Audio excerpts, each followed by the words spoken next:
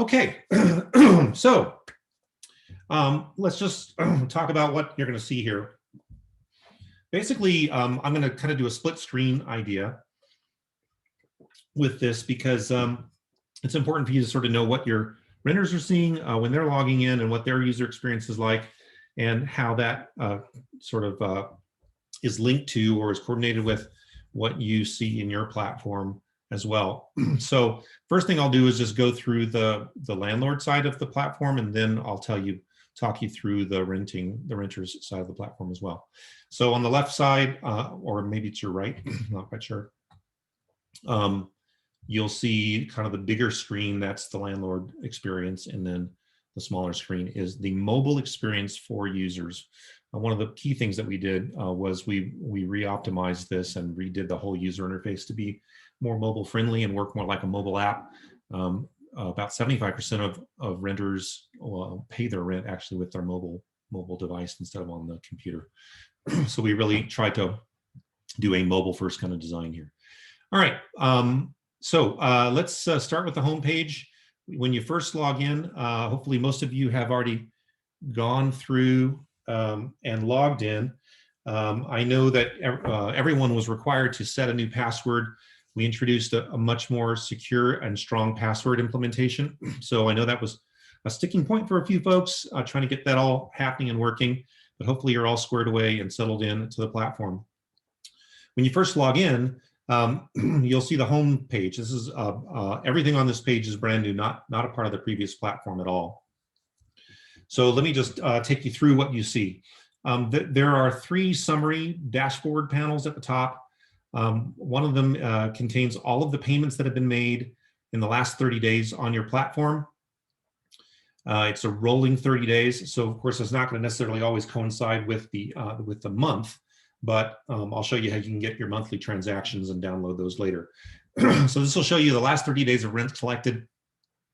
It'll show you a really quick view of if there are past due amounts. If there are any renters that are past due, it'll show you what the past due amounts are. These are people that have been assessed their rent, but they haven't yet paid their bill. The second tab, the second card is property, the number of properties, number of units you actually have in the system, and the number of people that have actually accepted your invitation and are currently paying rent through the platform. So you can see for this demo account, we've got 2 people that are verified. We've invited 4, 2 of them have accepted, and you can see those 2 are occupied in two of my 6 units. You'll see a new user element here, which are these 3 dots. Whenever you see 3 dots on the platform, that means there's more to be seen. There's a menu of some kind that that's there and available. So what we've done is we've put the most used kind of capabilities in these top cards for payments. So people that come in and want to do things with their payments tend to want to add a rent charge or add a credit to a renter's account or to view their payments that they've that have been made, and that will take them to the transaction screen. All of the add a rent charge and add a credit menu items essentially do the same thing as this add transaction button. It just kind of jumps to adding a rent charge or adding a credit. But this add a transaction charge and this entire card will be persistent across each of the different screens. So you'll be able to do these main transactions, these main actions on every screen, no matter where you are. So these are the things that people want to do most: add a transaction, add a property, invite a renter. On the properties card, you will see the ability to quickly filter the properties that have someone that has accepted your invitation and is now on the platform. So you can view the occupied ones and you can view the vacant properties as well. And adding a property is as easy as clicking on the add a property button, and we'll take you through that process too. And then the third is your people. You're going to want to view, past due renters, get a filtered list of those, and take some action on that. You can also view renters that have been on the platform but have not made a payment or are not really active on the platform. And then you can view those that are current, which means those that are up to date on their rent payments, and you can quickly view those that you've invited to the platform that have not accepted their invite. And these are there here as a convenience feature so that you can quickly, act on this subgroup of people here. So yeah, let's talk about adding a transaction here. The transaction panel is a way for you to just quickly make adjustments to rent charges and credits, or other types of charges and credits that you're going to want to incur or give to your renters. And the process is pretty simple. So if I'm going to charge someone, I will just choose their name. I'll choose, okay, I need to collect a security deposit. This is for first and security. And I'll assess that charge. And I'll choose a transaction date. Now, you can choose a transaction date based on today, so you can choose today as the day. If you want the charge to be retroactive to another day, just from a record-keeping standpoint, you could choose a day in the past. You can also choose a day in the future, and this is a part of our sort of major new feature, which is our scheduled payments feature, which renters seem to really, really like, and you'll see why it's good for you guys as well. So you can choose a time in the future, and that will then get assessed on the date that you choose, right? So once that date happens, those charges will incur. So their balance will not change. What they owe will not change until the date the transaction is actually assessed. And that's true across the board. So if you have rent set for the first of the month, until the first of the month, there's no balance in the renter's account. And then on the first of the month, we run a batch job and we process all the rents. We put them into the account balances, the rent ledgers for the tenants, and then they have an amount due. Many tenants do come early to pay, and what we've seen, the feedback that we've gotten in the last couple of weeks as we've launched this, is sometimes people are a little bit confused because their balance says zero. Well, their balance says zero because rent isn't due until the date that you set. So if you want to set the date a little bit earlier than the first, you want to set 1 or 2 days early, that's fine. And then, if they're coming in to pay 2 days early, they'll see the charge in there. But until rent is assessed, they will not see a charge. So let me go ahead and put this in. I'm going to say this in the past. You can see that the new account balance for that renter shows up here. So if you're trying to make adjustments to balance to get the balance to zero, or trying to make sure that they have that the rent amount that they actually are going to owe because you did a rent increase and you forgot to raise the rent before the rent was accrued, right? Then you can come in here and just double check to make sure that the balance is right. So I'm going to change this to a rent charge. This is a rent increase effective Jan 1. And so we raised the rent by $300, and we're going to assess that rent back on the 1st. So now their balance going forward is $652, right? So now that transaction has been entered. And you can also see what happened here in this activity feed. You actually see the activity appear in the activity feed. So you can see that I incurred a rent charge of $300 just a couple of seconds ago. And we'll talk more about this activity feed in a second. I want to take you through the rest of these action panels first. The add a property is very similar to the way you saw it in the other platform. It's just a slightly different layout. And so I'm going to just type in an address. Could be any address here. I'll set the rent due date of the 1st. We'll just say this is $1,000. And each property can have its own property settings. You're familiar with, if you've used this platform before, you're familiar with absorbing ACH fees, requiring full payments, and preventing payments. The absorbed fees are if you are willing to actually pay the ACH fees instead of passing those through to the renter. You can choose to absorb 100% of them. You could choose to split it to lower the cost for them, or you could just choose to pass it through by unclicking the absorb % of ACH fees. Require full payment is a rule that gets implemented when when you want to make sure that the renter pays the full amount that's due on rent and they don't give you a partial payment. This is mostly used in cases where you want to basically not allow them to prevent eviction, or you want to make sure that all of the rent gets paid on time. So you'll choose require full payment. Now keep in mind, like I was mentioning before, and this is a nuance about this. If you click require full payment and the renter comes in to pay their rent before it gets assessed, their balance is going to be zero. And so a renter would be able to make a partial payment if there's no rent charged or no rent due yet. So require full payment is really useful when the rent has already been charged. And frankly, it's mostly used when people are behind in rent. So if someone's behind in rent, they have a balance that's due, you're not going to allow them to make up the payments in partial payments. You want to click require full payment, and then they have to kind of be trued up at that point. Now there are some other more there's some other ways to get people trued up if they're behind, and we'll talk about scheduled payments in a little bit.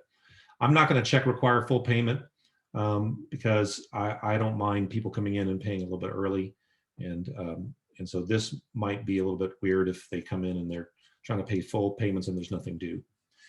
And then prevent payments is used to essentially prevent the renter from making any payments at all. So if you're going to proceed with eviction, you can come in, prevent payments.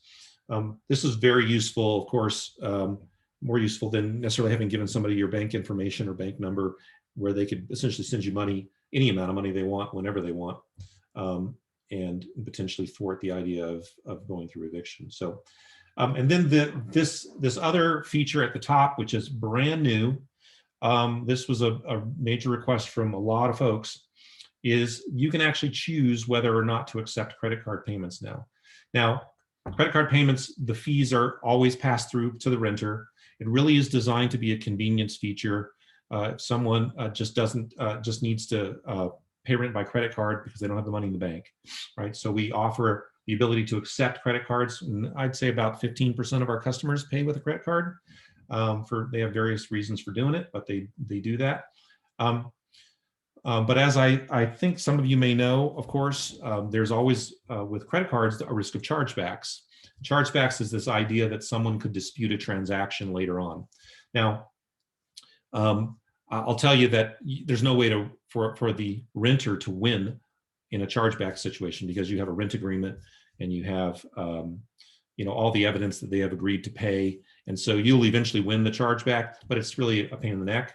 Sometimes it happens extremely rarely. Matter of fact, I haven't seen it happen on our platform for rent ever over the last couple of years that I've been here. But if you do want to not take that risk and you want to only accept ACH payments, which are bank transfers, then you would just choose to accept not to accept credit card payments, and then the renter would not be able to make credit card payments on the platform. And you can do that on a property by property basis. And you can also do it on you can turn it on for one renter and turn it off for another, depending upon kind of the risk you want to take with each individual. So I'm going to choose to absorb 50% of the ACH fees, and I'm going to choose to go ahead and accept credit cards. Now the property's been created. It's on the properties tab. I'll show you that real quick. You'll see that here it is right here. You see that it's vacant, and to fill a property, you'll essentially want to invite a renter. So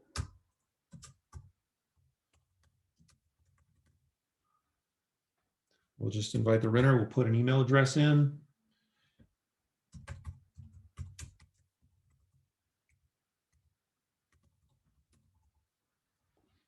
We can put their mobile phone in as an alternative.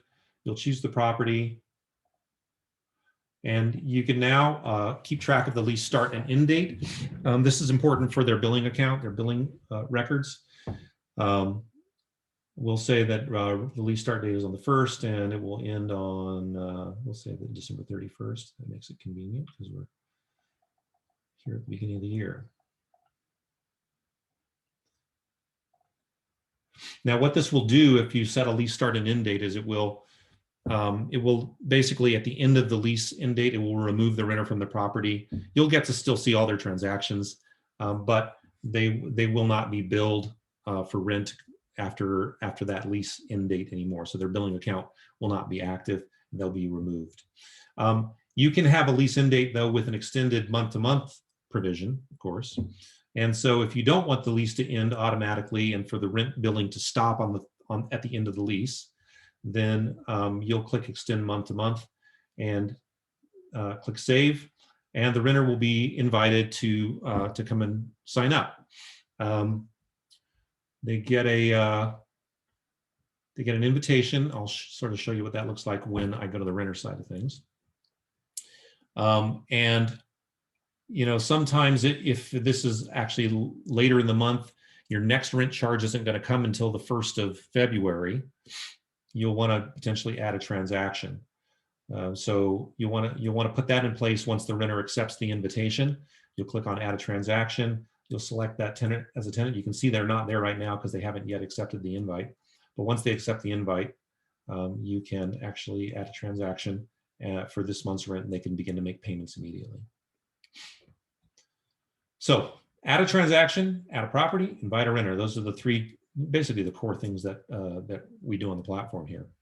The recent activity feed is a way for you to just quickly come and see what's been going on with your renters, and it helps to give you more visibility as to whether somebody's paid or yet paid not, whether they've scheduled a payment, whether an incurred charge that you've scheduled has happened, whether they've joined the platform, all those questions that people ask about what's going on with the renters that I've invited to the platform. They all are here on this recent activity screen. It just infinitely scrolls. So as more of them are added, you can just continue to scroll along these. And of course, they're sorted by the most recent to the least recent events, right? So this one that occurred 8 minutes ago is at the top, and then several days ago from there. So you can see that the demo renter scheduled a one-time payment of $1. They scheduled that 9 days ago. They scheduled a weekly payment. We have weekly payment capabilities. They incurred a rent charge, a utility charge that was scheduled, that was put in place by me as the landlord. You can see when someone joined. And you can go here and filter based on various activity types, right? So you can take a look at all the payments that have been made, or you can take a look at all the billing items that have been incurred. And you can see those quickly from here. If you find yourself needing to remind yourself to maybe do something, take some action, call the renter, ask them a question about something that happened on the platform, you can use this little pin item here, and that will put it pinned at the top of the window here. So even though you might continue to scroll on, these all remain at the top, and you can come back and sort of take action on that. You can unpin it; it'll rejoin the list. You can flag items. You can see there's some items that are flagged here. These are things that you might want to follow up on, but not necessarily put at the top. You might want to enter some journal ledgers or things like that. So you just look for your flagged items, and then when you're all done with something, you can archive it. Now that doesn't delete it or erase it from our system. It just basically hides it from your view. So I can hide a transaction I don't really want in the platform anymore. I don't want to see on my activity feed anymore. If you do want to go back to something that you've archived, just click on archive and you can see those. And you can actually unarchive things as well.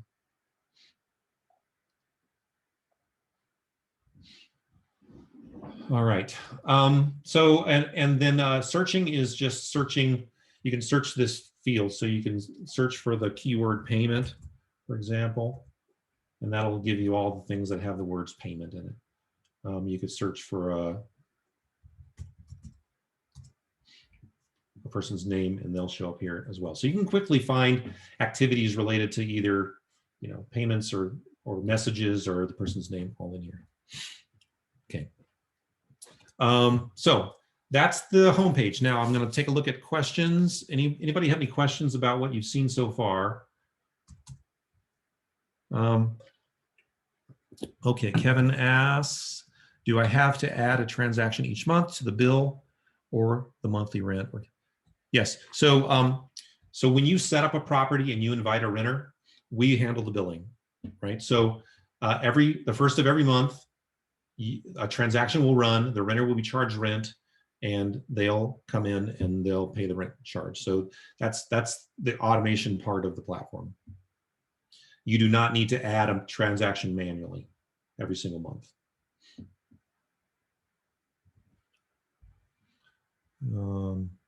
Any other questions about any of the screen? Otherwise, I'm going to move on to the next tab. All right, awesome. Thank you, everybody. Okay, so let's look on the Properties tab. The Properties tab does what it says. It's got all your properties on it.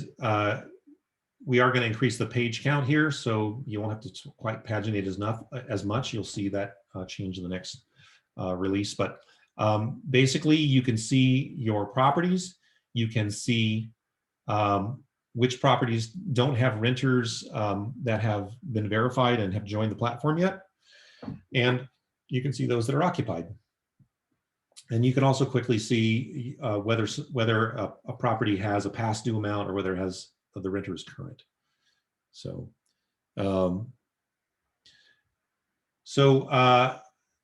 each row, each of your properties has the ability to kind of expand and see more details, right? So I'm going to expand this, that little expansion icon that you see over there, opens the details panel for the property, and it shows you who the renter is.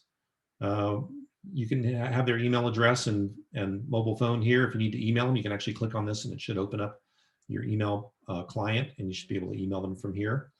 You can see their last payment. You can also see how many scheduled payments they have and the type of scheduled payments that they have, and the number of payment methods they have in their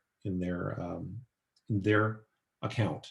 So it gives you a little bit of visibility about where they are in terms of using the platform. And then under the lease section, you can see the start and end date. You can see whether you've got month to month selected. You can see your rent amount and the day that rent is due. So if you find that you want to make some changes to any of that information, you can click on this link, and that'll open up the renter panel to change the start and end date. Or if you want to change the rent amount, you can click on that and it'll open up the property panel, and you can change the day or the amount or the settings on a property.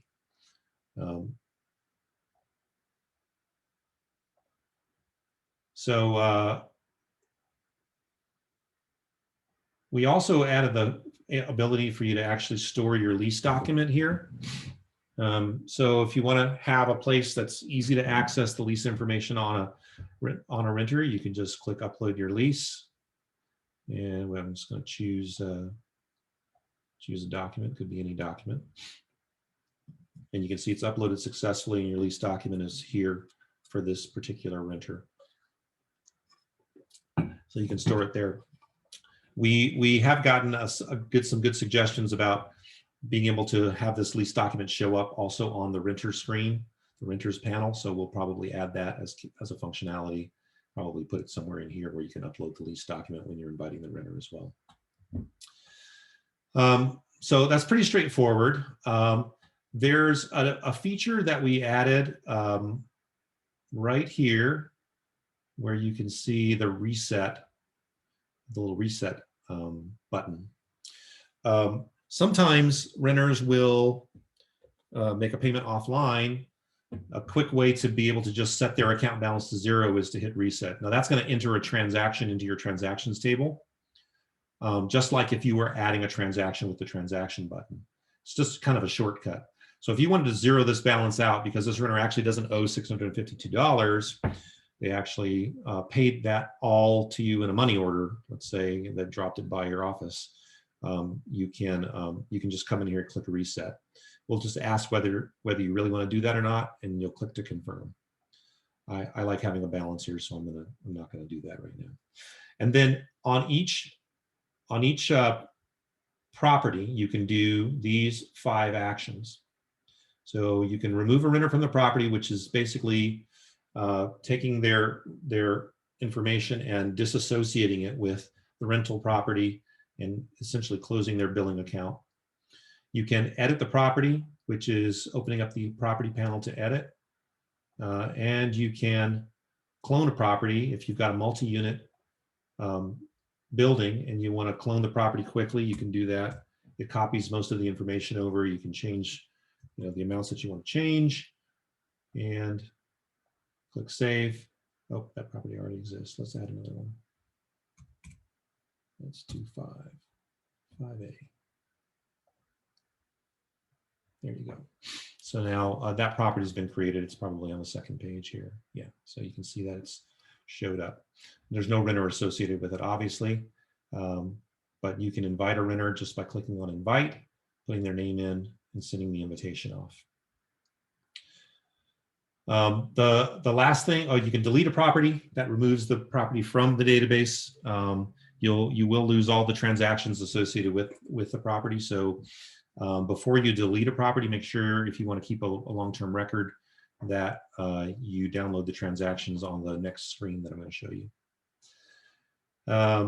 And then the final thing is to be able to filter, transactions, be able to see which transactions have occurred for a particular property. And to do that, you can just view the transaction history. Now you'll see that in various places here.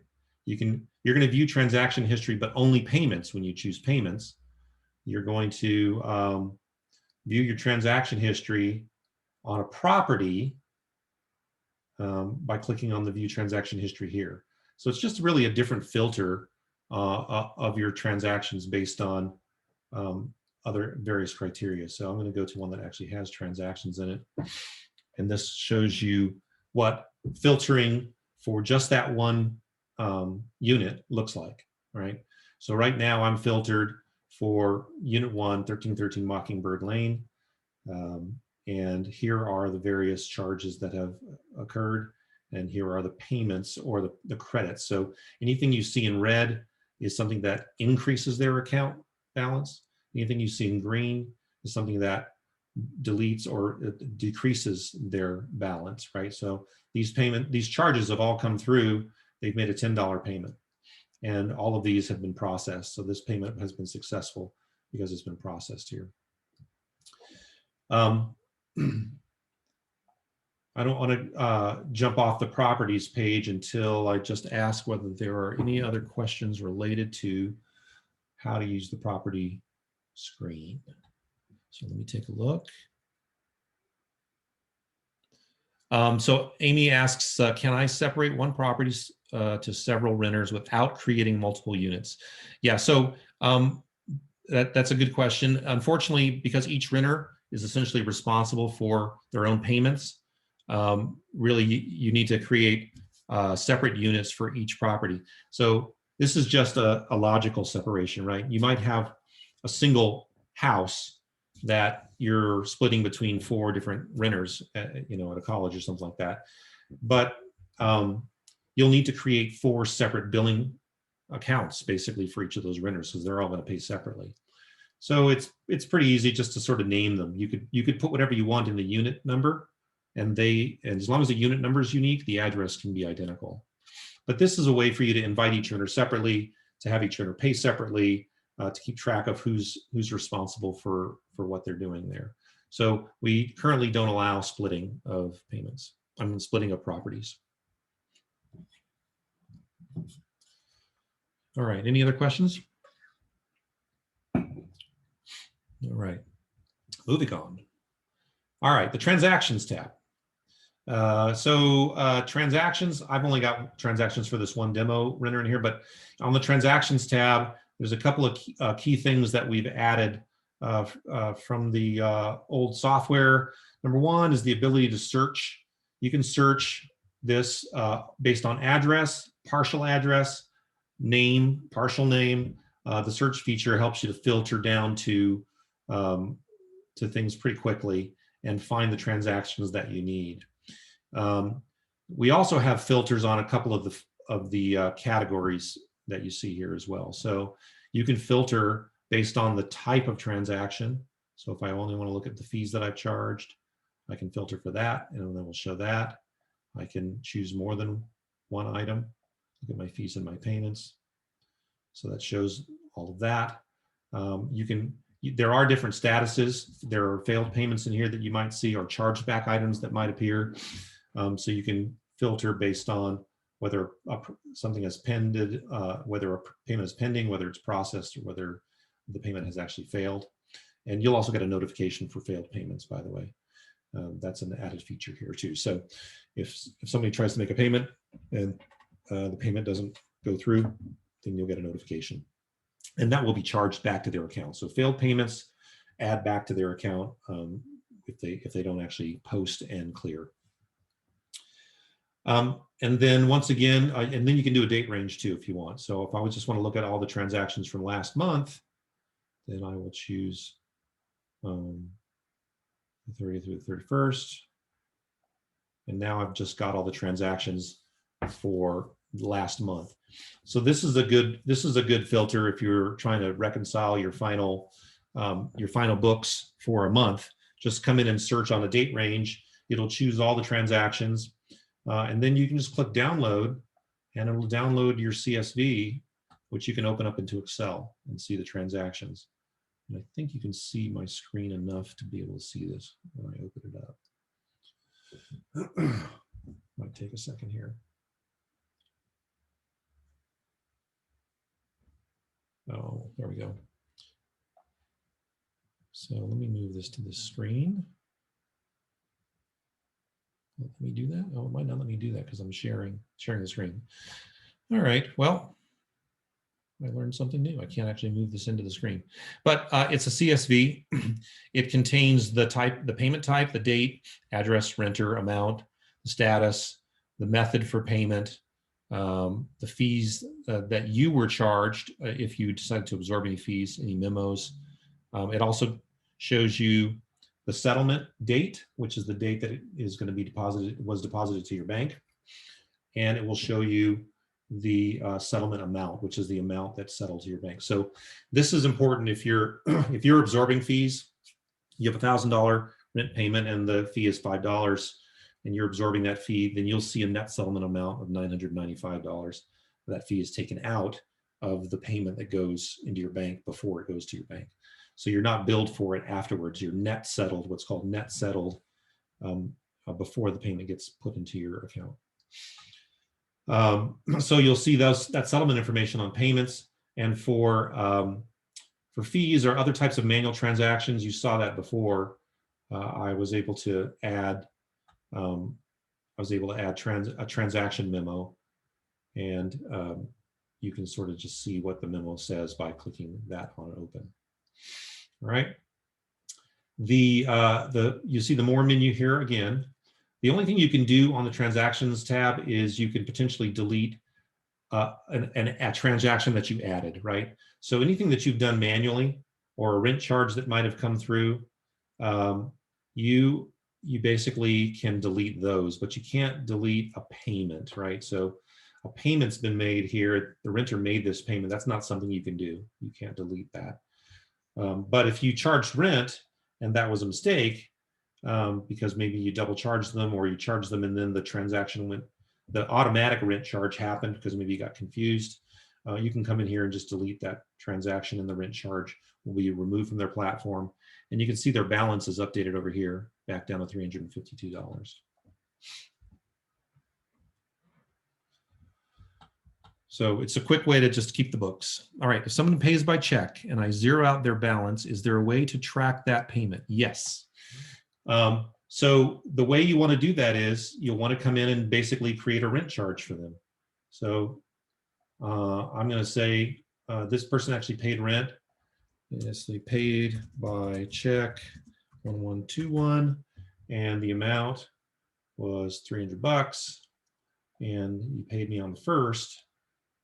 So now that transaction will be a part of their balance should go down in a second here, probably when I refresh, and the rent charge. Oh, sorry, I should put a rent payment, my mistake. Delete that transaction, and it's actually a payment that they made. I apologize. Demo renter made a payment and, paid by check, $300. and they made that payment on the 1st. So that's going to reduce their balance of $52, right? So here you can see this payment. It looks just like an actual made payment, but it's an offline payment. And you can see the memo here. And when you download it, you can see it in the CSV as well. All right. Pretty straightforward. Any other questions about the transactions screen? Filters, menus, more expansion panel, anything like that? Looks like we're good. Okay. Final tab is the renter screen. If you were to click on up in the people area and you were to say, show me all the people that were past due, it'll take you to the renter screen, right? So you can see this renter is past due. Most people will spend their time on the properties tab and see they'll see the exact same thing that's past due. But if you come to this screen and you want to remind the person that their rent is due, you can actually click on the more menu right here, click on send past due notice, and it will send a rent reminder to the person saying, hey, rent was due on the 1st, you still owe $52, please click and come in and pay your rent. You can, from here, edit the renter details. You can remove the renter, which is just like removing them on the properties tab, but you're on the renters tab. And you can also choose to view transactions, and that'll find all the transactions for that renter. So there's all kinds of different ways to view the transactions and filter down the transactions. You could filter by renter, you could filter by property. If you have, if you, in the course of a year, you have 2 renters on a single property, so one renter, their lease ends on June and the other one starts in July. If you filter on a property, you will see both of those sets of transactions, right? If you filter on a renter, you'll only see the transactions for that renter. So it's just different ways to sort of slice and dice the data to be able to get to the information you need quickly. All right, so that's the renters tab. You can click to email them as well. But the menu items are pretty simple and straightforward, easy to use. Account settings is really just your profile, your preferences, your service plan, your billing. Not a whole lot to talk about there other than if you do want to change the name of your, if you want to change your password, this is where you would do it. So if you want to change your password from your current one to a new one, you would come in here, put the old one in, put the new one in, click save, and move on from there. If you need to update your business address or anything like that, that's all in your account profiles action panel. And then your preferences, this is an important sort of functionality area, and there'll be more features here. This is where you would set up your default settings. So this is by default turned on. You'll be emailed when any payments are made. You'll be emailed when any payments fail, just so you can have a heads up that you thought that you had seen that they paid rent, but then the payment came back, so they actually haven't paid rent, and this will just alert you to that fact. And then there's the default property settings, which is a way for you to set your preferences up in advance of creating new properties. So if I didn't want to allow credit cards on any future properties that I create, then I would click that here. I would just turn it off. And then whenever I click add a property going forward, it will have that turned off. So you can see that preference is there, right? I'm going to turn it back on because I want people to go ahead and pay if they need to. Absorbing fees, the same thing. Now, changing these here does not affect existing properties.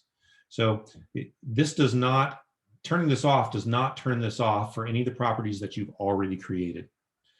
But if you want to reset all the properties to the settings here, you'll click on this button and it will reset all the properties to these settings. So I'm going to absorb 100% of the fees and I'm going to reset all the properties to that setting.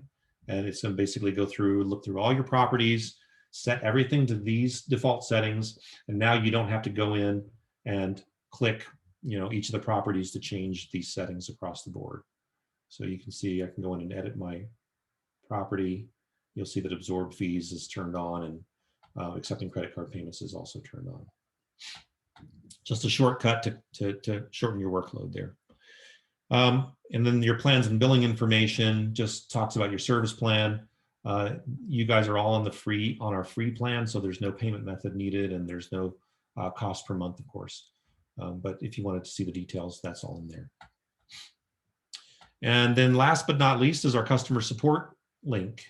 I'm really happy about the fact that people are using this, because we get the opportunity we can co-browse, we can solve problems for people right off the bat, and it just speeds up the process of providing support while you're in the platform itself, hopefully to resolve any issues that you might have. But I also want to call your attention to this product feedback link as well. I really enjoy getting suggestions, or even complaints, frankly. If you want to hit on product feedback and say, hey, it'd be nice if we did this, or this it's confusing when I do this, etc. So use that product feedback as well as the customer support tool. Let's see, I just got a question. Can we re-invite a renter? You in fact can. So here's an invited renter. If I click on the more menu, it just says resend invite, and it sends out another invitation to the person pretty quickly. That's a major change from the previous one where you had to always delete the invitation and then resend the invitation. So this just shortcuts that process. If you do want to remove a renter, you can remove a renter from the property by just clicking delete invitation. Of course, you'll have to confirm. All right. I think if it's free for us, then how do you operate as a business? Where do you make revenue for your company? Good question. Well, that's the transaction fee that we charge on the transaction. And it's a kind of a double-edged sword. You know, we'd rather the transactions be free and there be, you know, some type of a monthly fee, small monthly fee. And we've gotten feedback that might be good for some folks, but some people don't mind passing this along to the renter. Some people don't mind paying the fee as it gets paid. So I think what you'll see in the future is this plan where it's free and we make money off the transactions, and a plan where you might pay a fixed amount a month and all the ACHs are free. All the ACH transactions are free. And we'll try to make it as cost effective as possible for everyone. We don't really want to make it too onerous for a renter, because we want people paying on the platform. Really, it just makes things a lot simpler and easier to just have everything in one place, to get notices when people pay, to not have to hassle them for paying their rent, to easily send out rent reminders. And we really do all of that sort of management of the rent payment piece in a very automated way. So you just have less work to do. And what you'll see over the next 3 or 4 months is even more things to help you get rent paid on time. That's really our mission, right? We want to make sure rent gets paid on time, and that there's, you know, backup payment methods if they can't pay on time, and that there's some type of way to, you know, put incentives in place for them to maybe pay early, and of course penalties if they pay late. We will be introducing late fee assessments, and we'll be introducing early bird discounts in the next month or month and a half. You'll see that as part of your rental property setup. All right, so that's the landlord side of things, and of course there's way more to do on the landlord side than there is on the renter side. We really made this platform, 3 clicks and you're done kind of thing. We let the renter will log in. They have a couple of menu items. They have the home page where really they're going to kind of do everything. They can add a payment method just by clicking on their payment method down below. There's other places to add payment methods in the payment screen as well. They can see their recent transactions. Last 10 transactions are here. They can filter by just credits or charges, or they can view all of them. If they want to see all their transaction history, they can click on the more button, and that'll take them to all their whole transaction history. You'll see that. They can see that very easily. You can see that this renter has a $52 payment due, and to pay, it's 2 clicks. So you click pay, you click, If the balance is due, it'll just automatically, tally that whole thing. You can see that I'm splitting the fees, and so it's a $2.12 processing fee for them, and they can choose between their two accounts that they want to send a payment for. If they want to add a new payment, they can add a bank account or a credit card here, and we'll take them through that flow. And they click Pay Now, and they're done. If they decide that they want to schedule the payment and not pay it today, let's say they want to pay it in a couple days, they can click on the Schedule Payment feature, and it will take them to their scheduled payment screen, where they can choose how frequently they want to pay it. This is a one-time payment. I want to pay this tomorrow after I get paid on the 8th, and it's just a one-time payment, so there's no end date. And I will click a schedule, and that will schedule the payment. So the scheduled payment has been created at this point. And they can go and see those scheduled payments in their wallet. So here is a one-time balance. This is the one I just put in. I'm going to pay the balance of my account on 1/8. And of course, I can go in and edit and delete that scheduled payment if I want. And I also have a weekly payment scheduled for every Friday for $1. And then if I go over to the landlord screen, you can see right over here that you can see in your activity feed that I scheduled a one-time payment of $52 for a few seconds ago. So it's just a really good way to stay in contact with and communicate with your renters on the rent collection process without having to add stuff on your to-do list. All right. Let's see. Do you allow landlords to be able to see the ROI or KPI indicators at the end of the year for a single-family home or given their portfolio properties? That's a great question. And the free account that we have today doesn't have more sophisticated reports like that, but we certainly want to build these.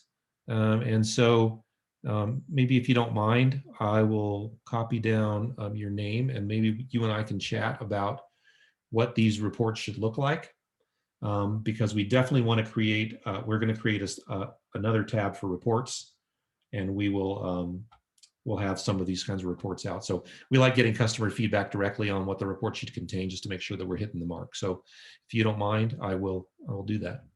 How do you train tenants about how to navigate and use this portal once they are set up? Are you expected to train them? You're not expected to train them.